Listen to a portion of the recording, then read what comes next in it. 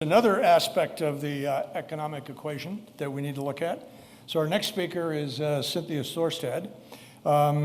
She covers transportation bills for the League of Women Voters for Colorado and has undertaken some financial analysis of the present plans and options and alternatives. So she's going to talk about some of the cost side of this general topic. Cynthia? Good afternoon, fellow Coloradans and guests from outside our state. I'm thrilled to be here today to talk about the cost issues with you. The cost estimate continues to ramp up, and I would suggest to you it has not even completed because they haven't reviewed thoroughly the drainage issues of this 30-foot on average deep trench.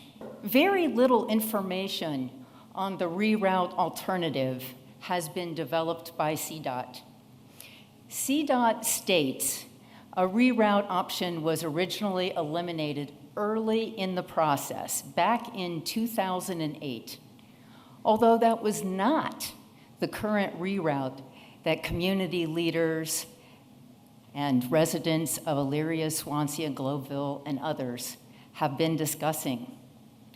The community rejected in 2008 that reroute version because it went through the community, including ripping through the recreational center. So CDOT, 4 years after they eliminated the reroute option, came up with a cost analysis of the current reroute option being discussed. So 4 years after it was eliminated, it's apparent that that reroute cost estimate that CDOT did on July 9th of 2012, which is the only written cost estimate for the reroute, is terribly flawed, and I'm going to demonstrate that. Now, when you look at this picture, you see that the current I-270 and I-76 reroute is 12.8 miles long. That's only 1.8 miles longer than the I-70 link. It wouldn't demolish any permanent structures, unlike the I-70 trench proposal. Well, with the help of several civil engineers who work for consulting companies that do cost estimates on a regular basis, unlike CDOT, we spreadsheeted the 1.5-page analysis that CDOT did, and we discovered multiple errors and multiple flawed assumptions, including, for example, they were suggesting that the roadway cost alone would be over $8.8 million per lane mile. A lane mile is 1 mile of one lane. Here in Colorado, that cost is on average between $1.6 million and $2 million. So that's evidence right there of one flaw. Engineers would also share with you that the requesting 12 lanes, 6 in each direction, is nonsense.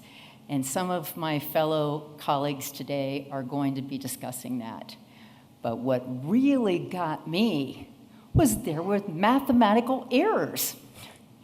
They couldn't even do 30% and 20% correctly on their analysis.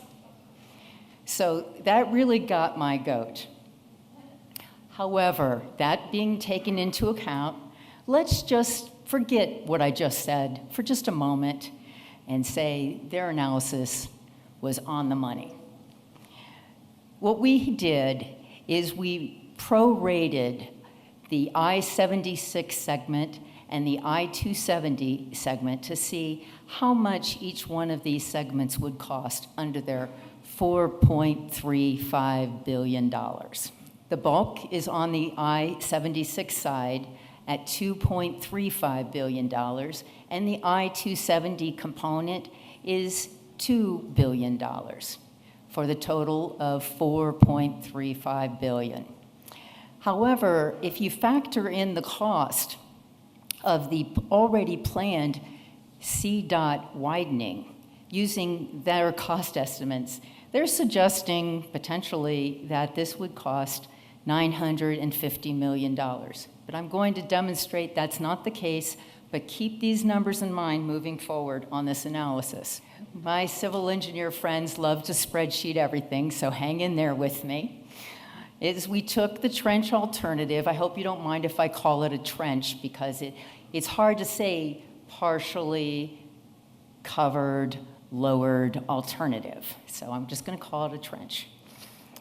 $2.2 billion was the last written estimate. The reroute alternative, 4.35, and what we've broken it down to is the already planned widening of I-270 at $950 million, then the planned expansion we would hope for, which they say needs to be 12 lanes, but there's some disagreement about that, of $1.1 billion. The widening of I-76 that would be required of $2.35 billion, and then the total $4.35 billion. If we take the planned widening out of the equation, because what they do is every project has a cost, and that cost associated is separate from another project. So we take the I-270 planned widening out of the cost of the reroute, and that brings it down to $3.45 billion, which coincidentally, CDOT has been saying recently, without any mathematical evidence or written analysis, that the reroute would cost between $3.45 billion and $4.35 billion. So they might have done this. Then we take T-Rex and we apply that $3.8 million per lane mile to the numbers.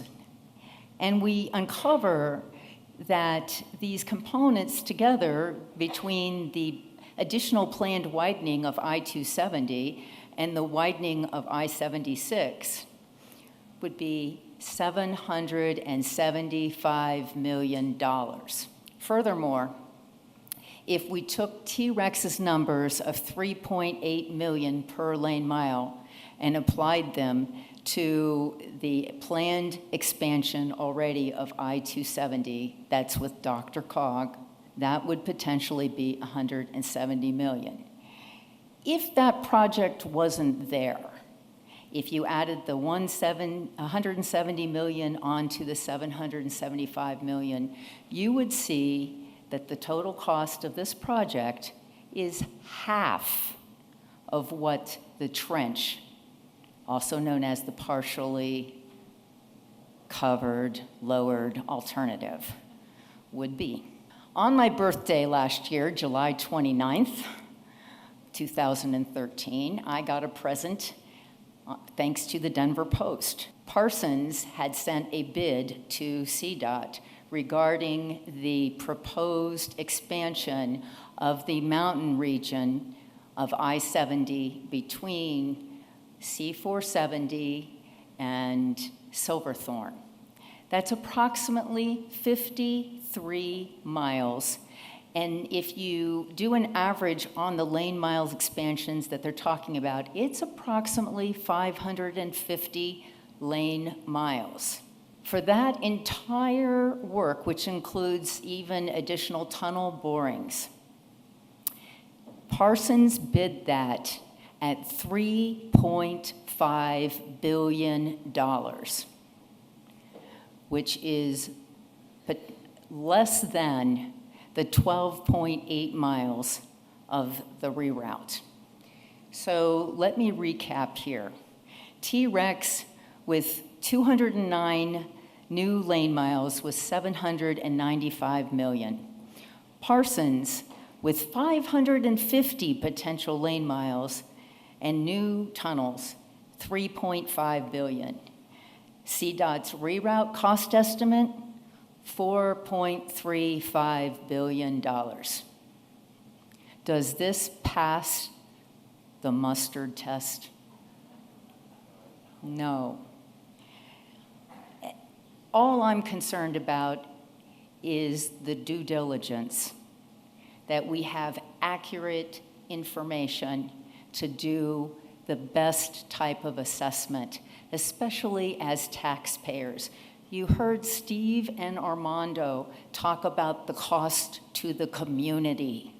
I would say it's a cost we all bear as taxpayers, that CDOT makes the most prudent financial decision.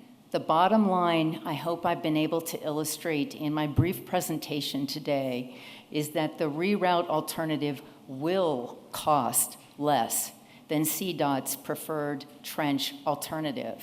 We'll also be seeing there are fewer environmental impacts. There's a significant amount of mitigation with the trench program. And as taxpayers, we must all pressure CDOT to include the reroute alternative in the EIS process for a more credible analysis. Thank you for your time today. Cynthia, that was really informative. Great presentation on the cost. Cynthia, in a closing comment, made a point that's very important to all of us. We've heard about impacts on the neighborhood, and we understand about values and potential with regard to real estate in proximity. But at the end of the day, the cost, because it's a state cost through CDOT, falls to every single taxpayer. So I think to the extent that we want to be prudent about the use of our money, it behooves all of us to pay close attention to understand how these costs are arrived at and how accurate they are, and to be cautious about costs that may be self-serving.